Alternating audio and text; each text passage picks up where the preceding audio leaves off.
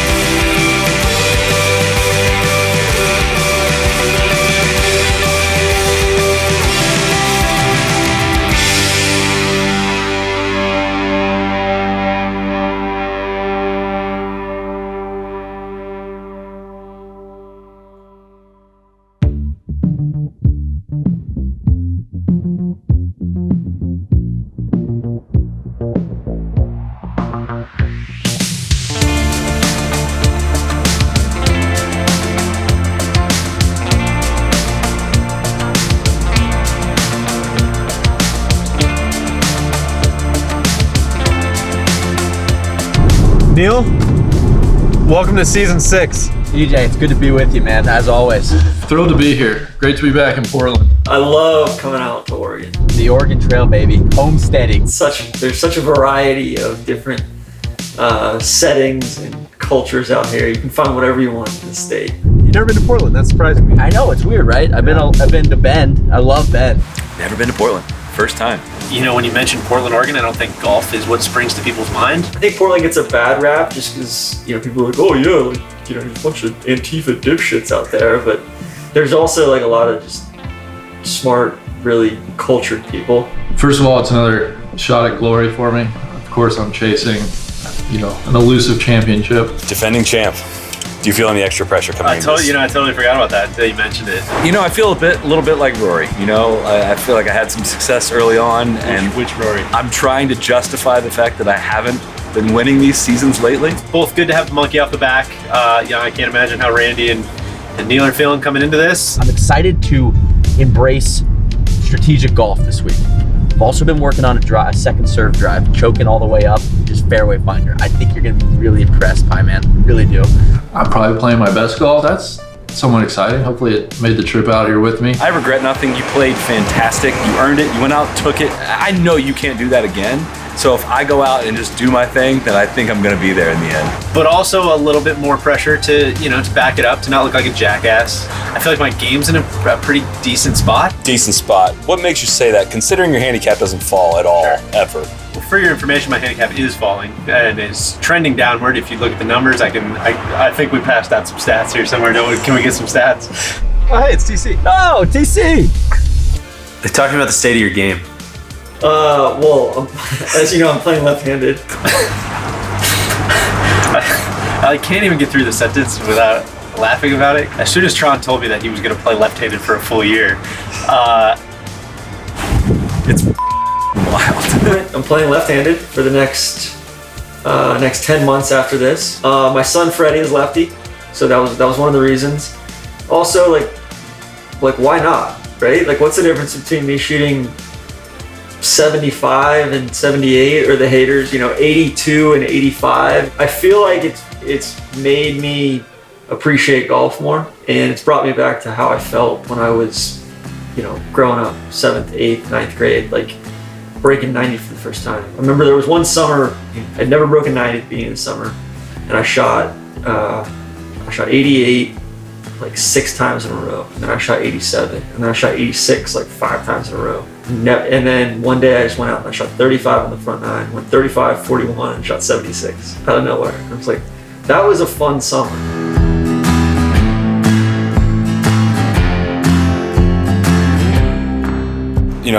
As the defending champ, of course, everyone's gunning for you. Of course. Of the entire field, do you see anyone in particular as a particular threat?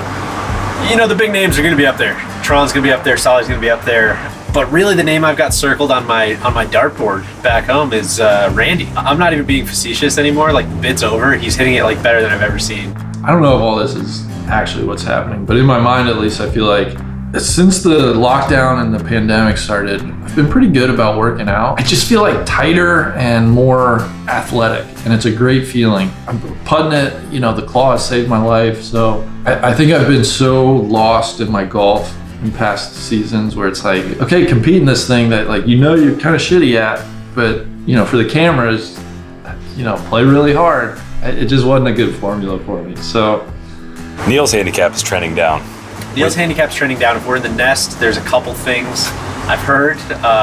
Development situation. I'm Jewelish Joe Jackson this season. No Jewel. No Jewel. Are you doing the gum? Yeah, I might not be. Is that how you're chewing the gum right now? The guy to watch in this is going to be Tron. He's only played 6 or 7 full rounds or something like that as a lefty. His handicap could be artificially low, could be artificially high. It could be volatile. We have no idea what we're in for. I mean, a lot of the rounds I've been playing, I've been getting around a stroke a hole, which that helps. Granted, my handicap keeps coming down. At the start of the trip here, I'm currently at an 18.3. I know Neil's worried about how low his handicap has gotten. Wow, I'm back down to a 3.2 right before the trip, which I'm kind of pissed about, but also like I'm playing well.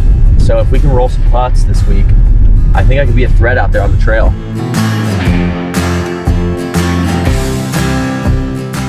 Do you know anything about this house we're staying in? He kind of was going for like a real world vibe. It's got a name. It's one of those houses with a name, so you know it's special, right? The season might be when people stop being all polite.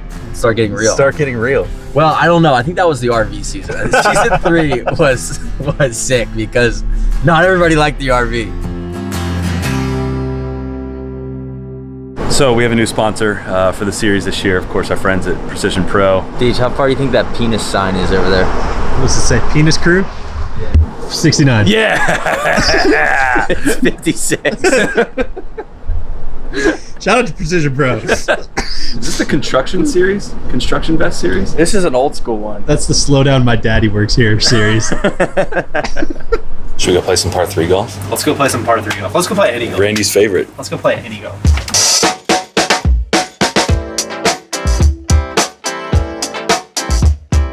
We are at Edgefield, just east of Portland, towards Mount Hood. But yeah, just a little pitch and putt. Perfect little spot for a late afternoon, few holes. You two gonna be okay out here? Yeah, no, Randy and we're straight. Is there a bit of a history?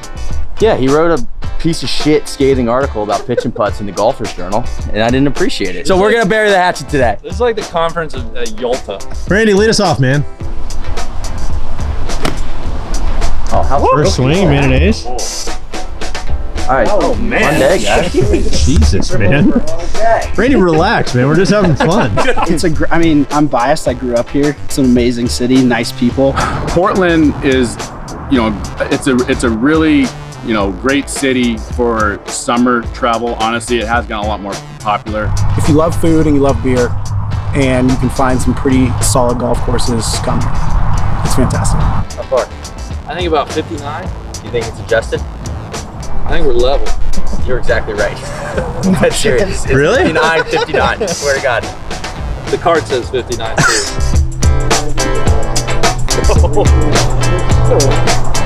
Bang! Yes! That's fun, Chris. I think you've got a few awesome private clubs in Waverly and Portland Golf Club, and then a lot of fun, unique kind of quirky little public options too. Waverly, where Tiger won his 3rd U.S. Junior, hosted numerous USGA championships. You have Pumpkin Ridge, it's kind of a suburb of Portland. Tiger liked that place too. And he won there too, right?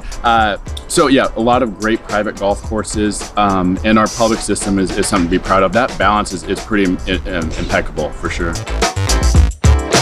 Damn. You're really gonna eat those? Are you sure those are legit? They're blackberries. You sure? What do you think you get at the grocery? They're delicious. There's some bulbous ones back here.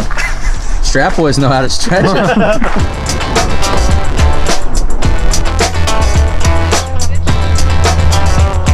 Come on, man. That was for you. These are the ones the dogs piss on. These are the ones Big Randy could get to. You're like a giraffe. Here, I got a winner just for you. That's a great one. If this kills me, there's the murderer right there. What's the biggest misconception of Portland? It's not fully burning down like everyone thinks it is. I know that's more micro. The culture shift has changed. Portland in general always kind of operated with a small town feel, and the more that we've had like a population increase, it's had some growing pains for sure.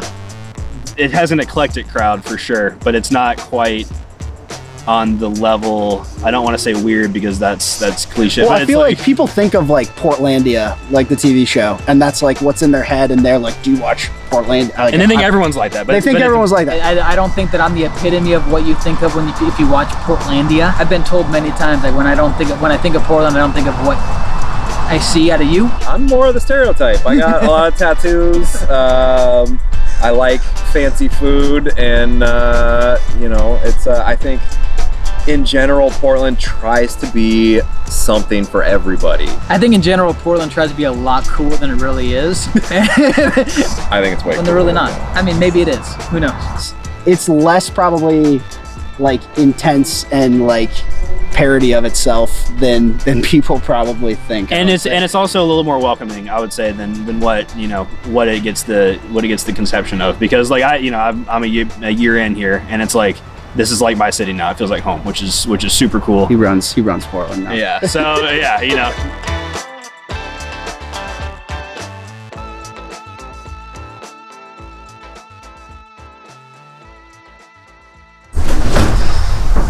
Good morning, Neil. Good morning. Where are you guys headed? We're heading to Wildwood for a wild time with a couple of wild boys. Divide and Conquer episode. Pumped. Eastmoreland, the pride of the Portland muni scene. Seems like a big muni. Big ballpark, big muni. Many people are saying it's too hard. Really? Yeah. We'll see about that. Where are you and Solly getting into today? We're headed to Portland Golf Club. It's private. It's all in the police report. You and Ben. Ben and I. Yeah, we've got 6 guys on the trip, which I think even numbers are always good, especially for golf. So we've brought Ben Hoteling. I believe his official title is St. Rapio intern. Ben, don't let him cheat. All right, you got it. You're coming with the C-suite today. How'd you draw this straw? I don't know. I'm excited though. Do you know how to behave yourself at a private golf club? No, if I have any missteps, you gotta. I'll keep you in mind. I'll keep you in mind. I don't know a ton about it. Robert Trent Jones, some non-Bermuda grass, non-humidity. We're just gonna have a lovely, relaxing day. Amen. Any golf course with the like city's namesake golf courses usually have a fun history. They've been around for a long time, and they had a Ryder Cup in the 40s and a PGA Championship in the 50s. So they've got some cool history, and it's just it's an awesome membership, fun club that's been around a long time, and just a good, fun, challenging test of golf. I'm gonna get out in front of the storyline right now. Okay. The shorts are fine. Find a new slant. Totally fine color. I don't even want to hear it. Did you have a preconceived notion? I looked at pictures on the website. Kind of thought it'd be soft, lush, parkland golf, big trees, kind of claustrophobic. All that out the window. I was expecting here. It was next level. It was firm, fast, some of the most fun and undulating greens I've ever played on. I've never played greens that are sloped that much, yet roll that pure. You can make putts on those greens, but if you're out of position, good luck. Stay below the hole. I think right now they got them rolling so good. They're quick. I'd say it's like a good mix of very severe greens with very obvious slope, and then some greens that have a lot of subtlety to them as well. It's like your chip on number 4, you kind of stubbed it. You stubbed it. Yeah. And it just barely bled onto the green, and it rolled out for 20 seconds. That was amazing. That made me have to instead of aiming there on my putt, I had to aim it there and loop it all the way back around, which that was my welcome to Portland Golf Club moment. And from there on out, I was just totally in love. That was such a good putt. That was greatest so putt good I have ever hit. A lot of Hogan history there. Hogan's Gate, the line that Hogan plays off the 3rd hole. Ben Hogan, the PGA Championship in the 40s here, and the Ryder Cup. The white gate in the background there was his aiming line, so it's been dubbed Hogan's Gate. Which post though? Of the gate. You'd have to ask Hogan him. Wasn't aiming at the gate. He was. Right. He had Aim a post. small, miss small. I'm sure it was a specific post. What'd you think of that line? It's a little blocked out. It was a little left for what I liked. Yeah, the trees are starting to overgrow a little bit. I guess in the 40s that was the proper line to play it on, which I love stuff like that, dude. Knowing that golf was played in this alley by all these people in the 1940s, that element of golf, it blows my mind when these things that happened before my parents were born were happening in these places that you can still visit, still play and experience. It's of course different, the game is different and everything, but the spirit of it is all still right there, and that just it just takes a good golf experience completely to the next level. Here's the downhill 7th. Uh-oh.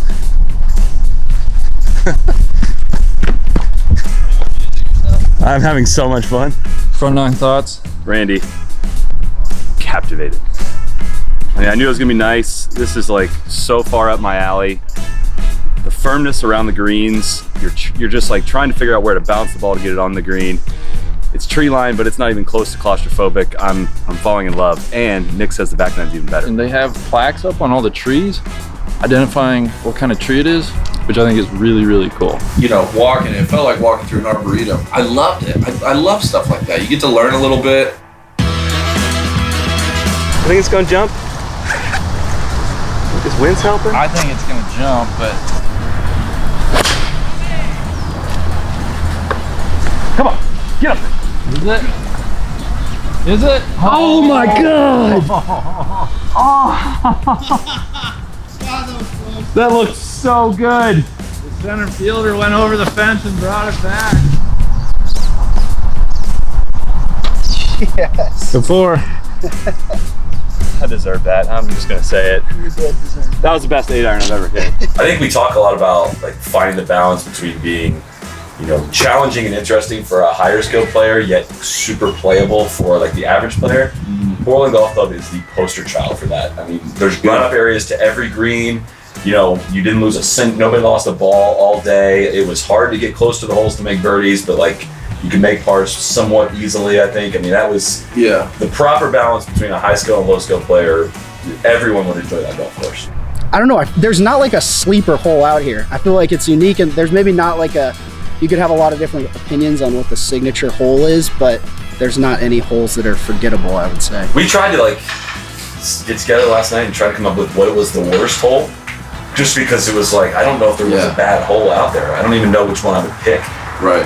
I mean, there were so many. There wasn't like a super 10 out of 10 hole. So just like 8, 8, 8, 8, 8, 8, 7, 7, 8, 8, 8 on repeat. No, I totally agree. And I think the mark of like how good those holes were, like this morning, even day after, I can vividly picture every single hole. Yes. And that does not happen for me a lot. I think it's one of those places, it'd be an honor to like play that place every day. I said that earlier. I was like, I could play here every day, and I revised that take about halfway through because I said, if I putted these greens every day, it would ruin the rest of golf. It'd be for me. too good. Yeah, like you couldn't adjust to like somewhat average greens would be horrible to putt if that's what you played every day. If that course could be in better condition, it'd be scary because I like, we caught it at the absolute best it can be, it seemed like.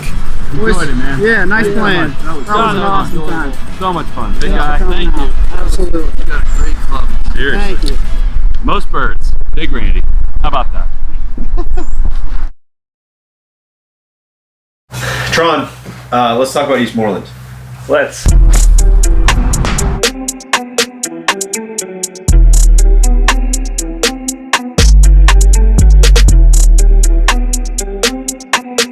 Are you trying to buck the C-suite trend?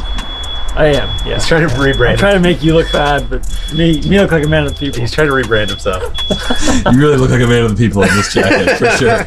Really pushing it to the limit there, man. I always do. Alex gets pissed at me. It's kind of my MO. I feel like Oregon's a no pumping your own gas state. I'm a huge fan of. So what, do you just wait until someone rolls up to your car? I think so. Make the switch. Make the switch to what? Nicotine toothpicks? That's a potential one for Neil there. Not having to pump your own gas. You like it? I love it. See, we're trying to rebrand the C-suite thing. You can't lean into stuff like that. It's the law. We're at Eastmoreland Golf Course in the heart of Southeast Portland, Oregon. How would you sum up this golf course for someone who's never seen it? No, sorry. No. Shit. My name is Odie Hollingshed, and we are at Eastmoreland Golf Course in Southeast Portland. I asked you out by somebody that said, you never let us go off as a 5-7 when we want to go. We're going to play 10 on the way in. Oh, shit. Oh, good. Let's let everybody see that. I can't wait.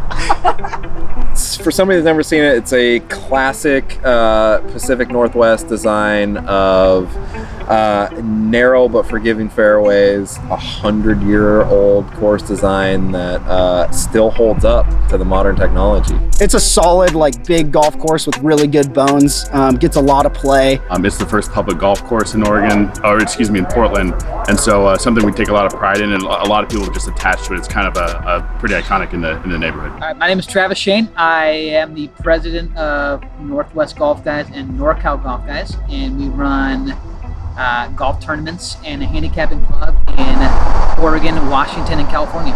I mean, different definitely works here. Like, different works. We're different for golf. We're not even remotely close to what most people think when they think golf, and we don't want to be that. If you want to have a cocktail, have a cocktail. Like, we encourage having a good time versus just grinding over a score. So we're kind of the anti-club. But if you cheat, we're totally going to kick you out. I think golf has had a tendency to go, this is what we are, you should love it. And it doesn't resonate with everyone, maybe in a particular way. But there's a lot of really amazing things that we do already. Even, for instance, right here at Eastmoreland, we give junior golfers up to 17 a free range ball and a box of cereal 7 days a week. They can show up and hit a free bucket of balls and get a box of cereal. And how many kids know that, right? Some people, because Eastmoreland's really pretty, they think this is a country club. Some people have really said that. So just understanding these barriers, some of them it's just communication, right? So I think there's a lot of opportunity there, but it starts with just knowing that you have a really, really great golf program that is available to you.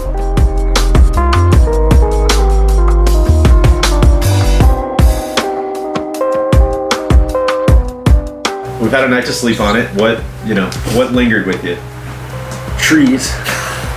F***ing trees everywhere.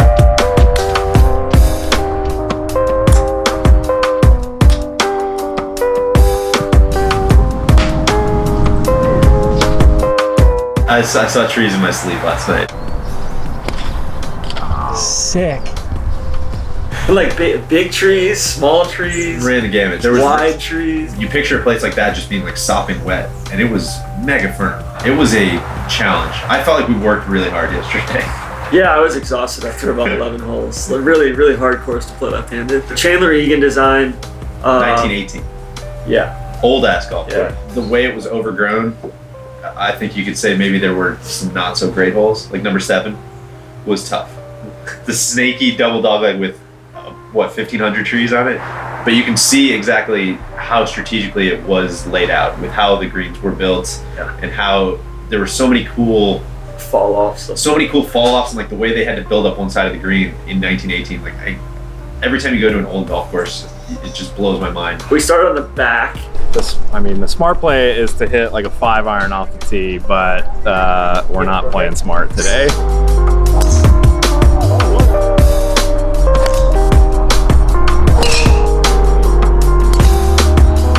Zach and Travis talked to the grounds crew, said, hey, we're gonna have some great pins today, it's gonna be really fair. The 10th hole, first hole we play, it's like the steepest incline on the whole course. No.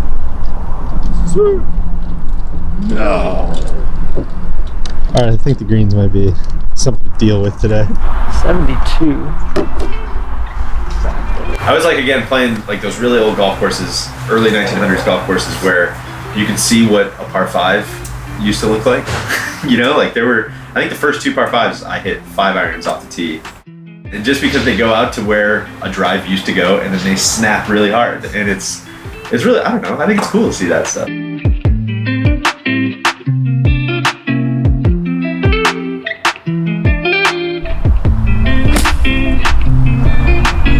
Good. Mega 4's in play. The Mega 4! I don't know what I'm supposed to do here. Sick. Mega hard time. That was like Royal Rhythms dust puffing up, man. I feel like Zach and Travis did protect us from some really gnarly pins yesterday. There could have been some bad ones. Those guys are the mayors out there, man. They knew everybody. I think they're the mayors of a lot of places out here. I'm from here. I grew up 8 blocks from here, and I live 9 blocks from here. A hard dog leg Smart plays to go iron, or you can moonshot one over the trees and try to drive the green. Yeah. Oh, I thought it was the other way.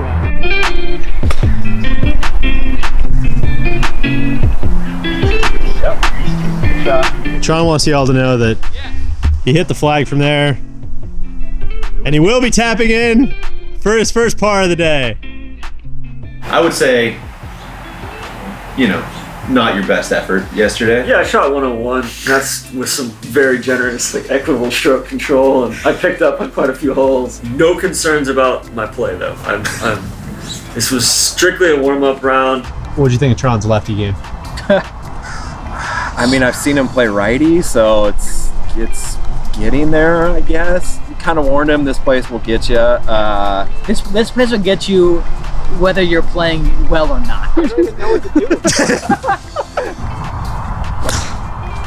Yes. Dead straight. Not my best.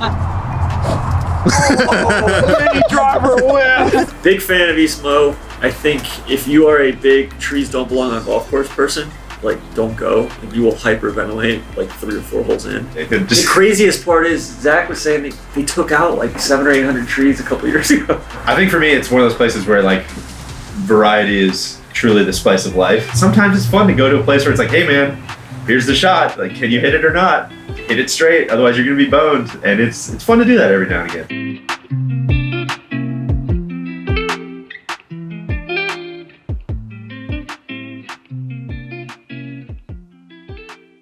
Talking about Wildwood. Wildwood is awesome. It's kind of tucked so there's a famous hiking trail called the Wildwood Trail that starts kind of in just outside of the city, and it kind of crawls 30 miles up the Willamette, and Wildwood kind of sits right at the end of that. Wildwood is interesting. It's just cut out of the side of a cliff. It's quirky and different, man. It's a lot of the tracks in the city don't have this elevation change, and I think being nestled up against this ridge line is kind of allows for a really cool golf course. And there's a lot of history here that might not seem but there's photos of guys playing in +4s in the clubhouse, and it's been around for forever. And it's just kind of the blue collar working man's track outside of the city. So first impressions. Oh my God, it's I feel right at home. It doesn't take forever, and for me that's a big thing. It did not take us very long. It felt like the epitome of Pacific Northwest golf. Everything around it was huge. The trees were huge. Looked like Jurassic ancient forest. Called to mind Fern Gully. Yeah, absolutely. An under-celebrated flick from my childhood. Not to get us off track. Neil talked his game pretty solid. Snap hook on one, and then he hit some blocks the rest of the day, and he kind of called it how it was going to be. Oh, what about Ben's game? Ben had it going. It was quite a day, man. I mean, the guy was 7 under on 12. Yeah, give me the chain of events. What? 3 par 4s, 3 par 5s, 3 par 3s in the front 9. The first hole's a par 5. We both hit skanky drives. How'd it go? Very right. Mine's in the hazard. His is up, and then he just birdie, double, and it was the tale of two roads diverge in the snowy wood, and he birdies all the par 5s. He took the road less traveled. He did.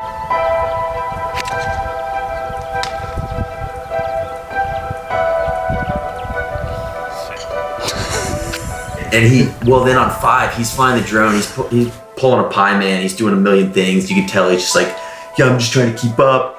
And he's up there. You hit that horrible tee shot that kicked off a tree into the fairway. Then he chips in. Wasn't that bad. Not caught on camera. The only shot we didn't catch today on camera, pretty much. What just happened there? A little deuce on a par 4. Dunked a little wedge from 30 yards maybe? We'll take it. And then 9 is an absolute Mad Max Fury Road. You got 3 industrial power lines coming straight down the middle of the fairway. They're laying shadows like a bowling alley coming down. He just hits an absolute laser, the likes of which we've never seen.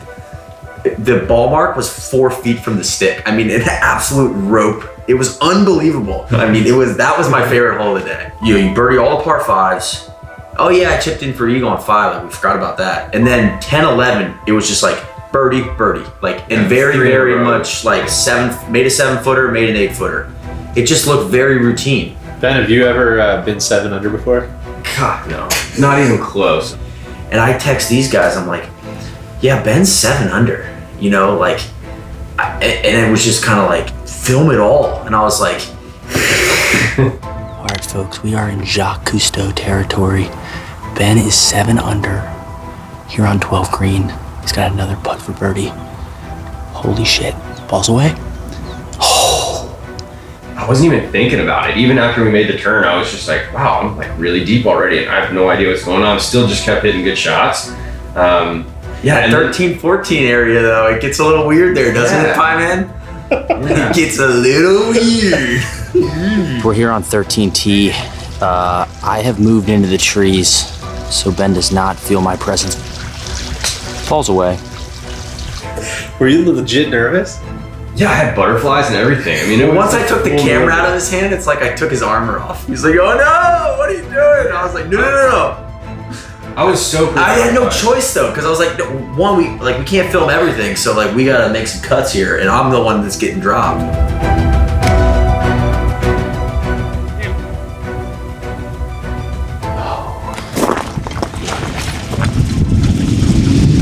Things you don't like to see.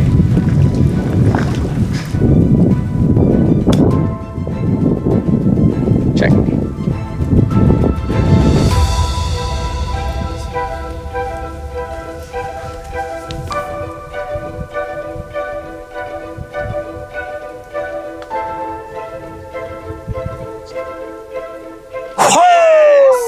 Huge! Mega 4!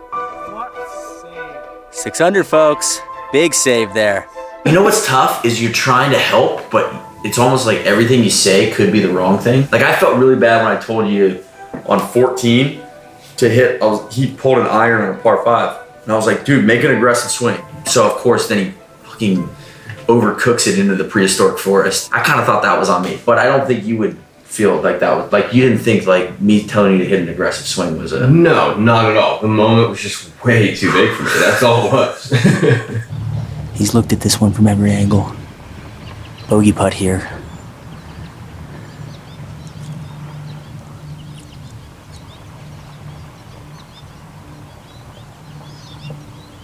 Oh my God, the Michael Dublé.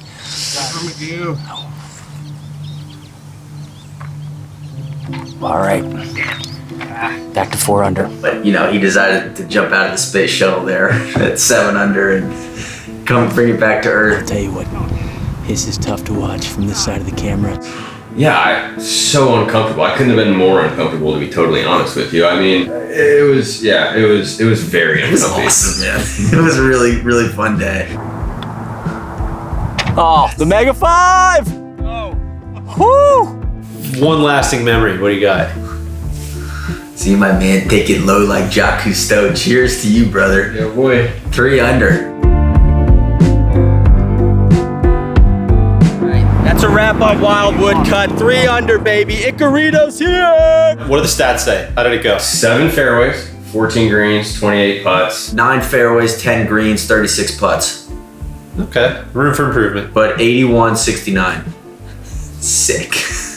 Our first rounds was the formation lap. You know, no quota points, just kind of a good level yourself, get used to the air out here, all that stuff. I shot 74. I hit 5 fairways. We're gonna look to improve on that. Just couldn't make any birds. I know. I only got 2 cheap par 5 birdies, which to tee up here. How many birds did you have? I know. Well, I made 3, so I can. If you need any tips, okay. on how to take it. I'm scared to go low. Yeah. It's a little bit, not depressing, but it's a little bit frustrating being here right now with COVID, where a lot of these restaurants are either struggling or closed or takeout only. Luckily, we're gonna figure out our own way to kind of have the culinary sweepstakes. So dump the steak on there, dump the sauce on there, and go crazy. Well, here, you guys get in on some of this too. We got Grassa down in southeast Portland. We really wanted to share Eastmoreland with you guys. It's in southeast Portland. So got pork belly mac and cheese. Ian says this is his favorite, one of his favorite dishes in the city. Yeah, would you eat? We had Nicholas Mediterranean, had some falafel, some chicken, you know, seasoned chicken. Lee Sen Thai Eatery. You know, I had snuck a little ice cream in there. Randy wasn't with me. You got some ice cream? I got an ice cream cookie. I went to the same place we went for lunch. Wow, doubling up. Yeah, PDX sliders. Oh. That good? I should have waited to eat. I know. Yeah, it's voted the best burger in America. Best burger in America. Holy Is that shit. good or no? Who voted on that? I need to. National Geographic. I'll be the Novelty judge of that. bullshit. It's just like Thank you. It's literally bacon, lettuce, grilled onions, and cheese. Bring it here. What you guys doing? It's a quiet confidence about it. There's nothing flashy. Yeah, it's just Yeah, Bonnie was great. Rock Yeah, solid. right. It's like